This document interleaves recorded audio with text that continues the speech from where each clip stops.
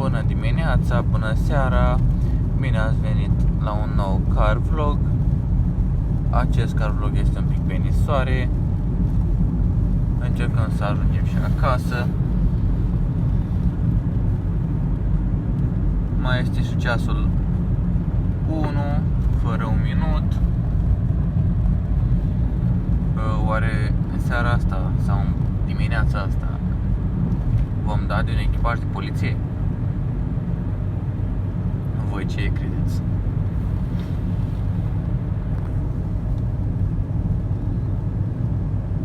Nici nu știu dacă se vede pe cameră Full G. Acum se văd Full G. Se vede cum ninge.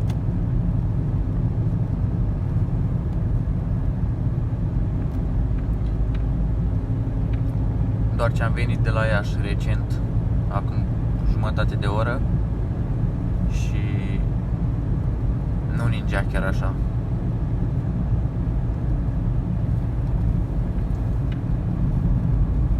Mai înainte mă întâlnisem cu o mașină și un tir.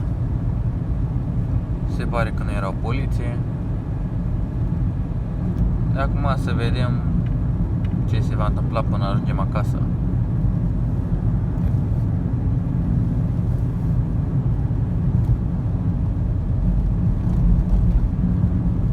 Vai, dar cine soare dă acum? Se anunțase la vreme că va ninge, dar nu credeam că chiar așa.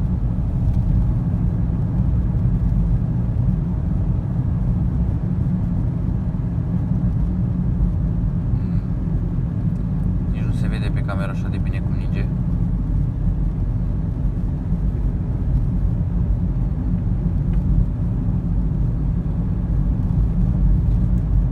Și astăzi, cum am făcut un drum de Iași până la Pocreaca,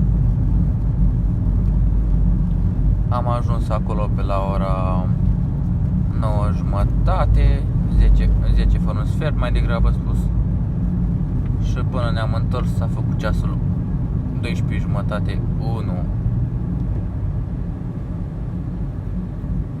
Și de acum mergem spre casă, vedem, facem și un scurt car vlog, vedem dacă ne va opri vreo poliție.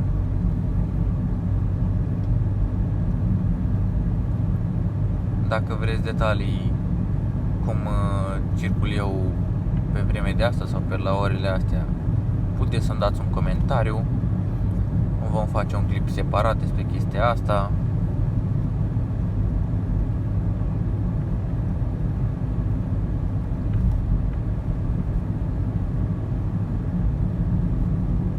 Dar chiar așa, nicio mașină de poliție, nimica.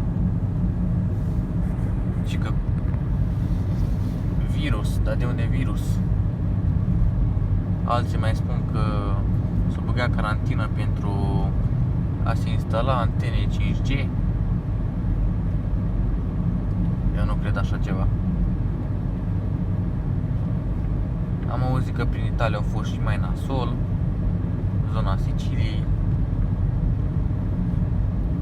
Noi de Crăciun, de Revelion am fost liberi. Ne-a lăsat cât de cât să mergem la rude. Când colo, prin alte părți, prin Italia, nu i-a lăsat.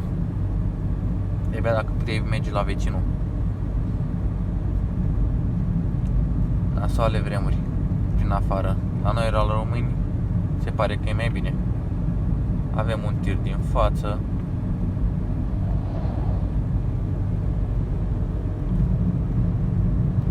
Cred că se observă un pic pe cameră cum se pune zăpada pe mijlocul mașinii, pe laterală. Și mă supără camera asta că nu focalizează cum trebuie. Dar cu timpul poate să ne luăm o cameră mai bună, mai performantă, o să putem face car vloguri mai interesante.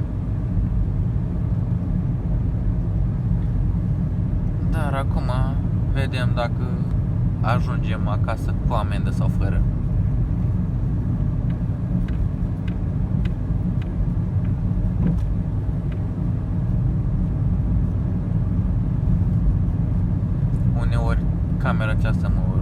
filmește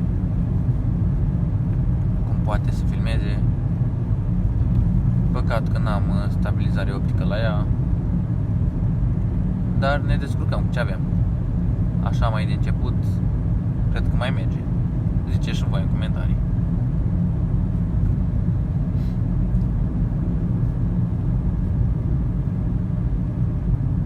O pisică, un câine sau ce e asta? Un câine.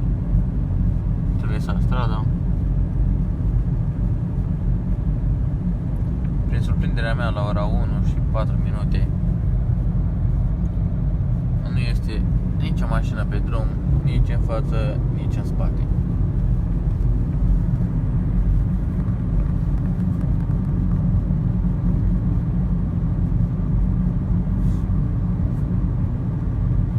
Mașini parcate, mașini nise cu zăpadă pe ele.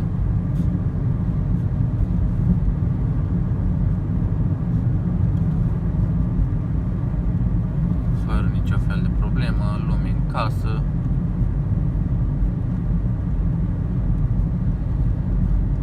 Dacă vreți să facem un fel de daily vloguri, puteți da în comentarii, sau idei de alte vloguri sau car vloguri, sau ce putem face cu mașina, cu tigaia, cum ar veni, experimente, teste, puteți da în comentarii.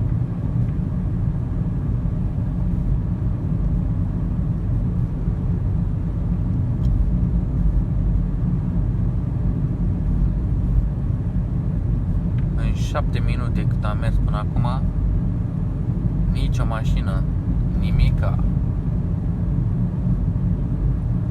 Vai, dar pe aici nici mai tare. Vedeți pe partea cealaltă carosabilului cum este zăpadă.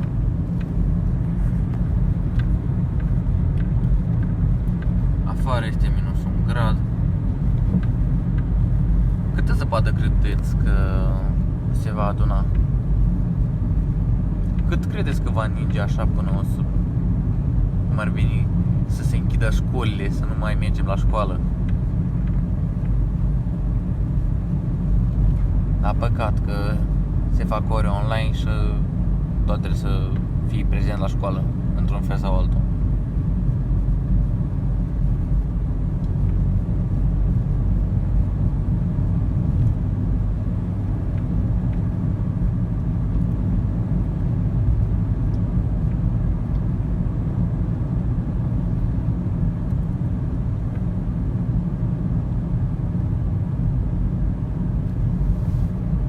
Se pare că nici o mașină, nu nimica. Ci că după ora 12, după ora 11 nu mai avem voie să circulăm, carantină, declarații, că încolo nici o poliție pe stradă, nu te întreabă nimeni de sănătate. E frumos așa, nu mă plâng.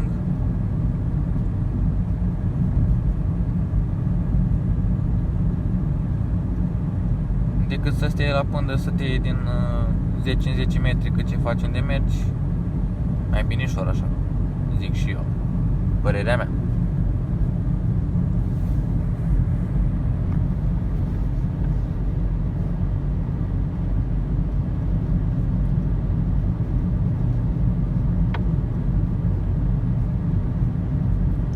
Dar ce frumos ninge. Mai simțim și noi în pragul sărbătorilor. Dacă tot n-am avut zăpadă de Crăciun, de Revelion, a fost vreme de primăvară. Barem acum prin ianuarie să mai avem și noi niște zăpadă. Doar zilele trecute ce au nins o noapte și după aia gata. A doua zi nu mai era zăpadă. Soare frumos. Păcat de vremea asta, s-a schimbat, s-a stricat.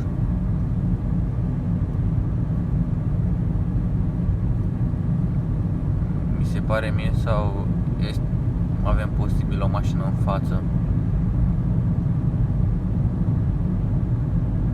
Voi ce credeți, este vreo mașină de poliție?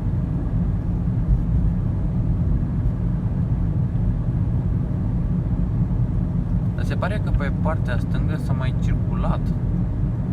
Dar pe direcția mea cum merg acum nu prea.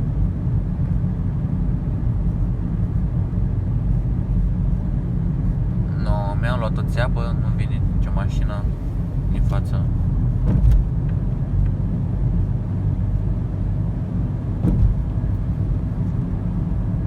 Mașina mea începe să facă mici probleme.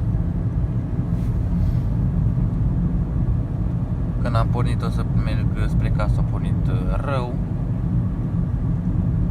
Când am dat să trec peste o cale ferată, merg, apăs pe ambreiaj, stau să schimb viteza, nici n-am băgat-o în viteză, o și mă ori motorul. Nu știu cum, nu mi pot închipui de la ce au putut face chestia asta.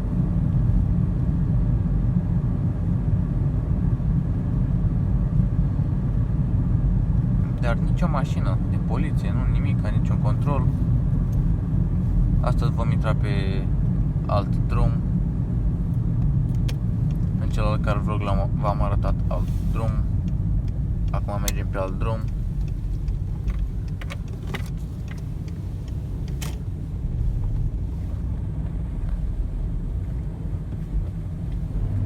Uitați cum e pe jos.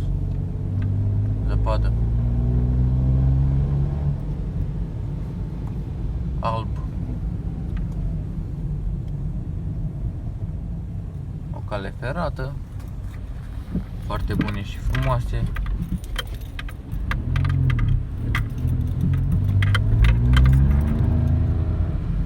Ia uitați.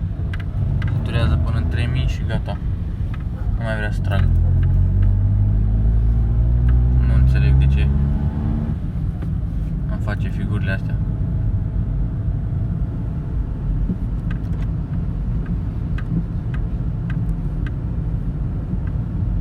Până acum nu mi-a făcut. Și parcă nici nu mai are putere pe care o avea înainte.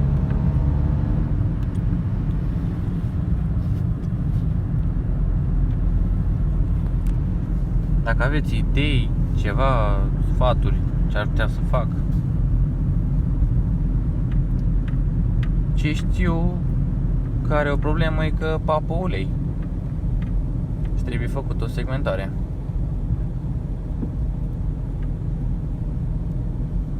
Minus 1 grad. Oare este polei pe stradă? Oare fuge mașina dacă apăs un frână mai tare?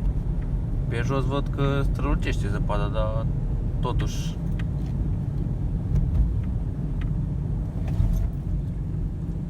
țin frânele. Nu o ducem problema de frână.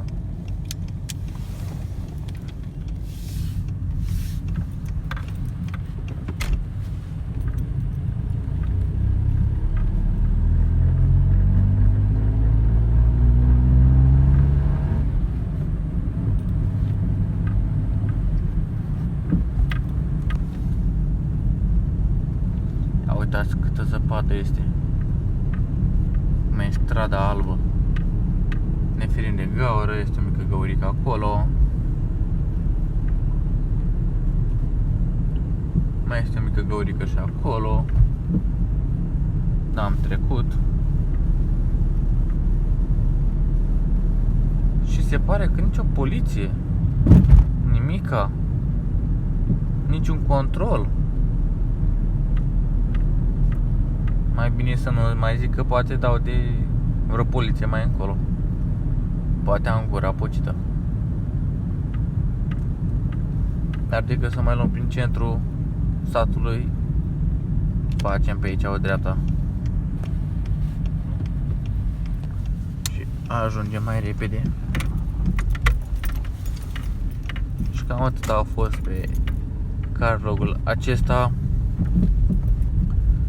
Vă pup, să dați cât mai multe like-uri, subscribe-uri și vă aștept la un nou car vlog. Puteți da în comentariu idei de car vloguri, experimente nebune și tot ce vreți. La revedere!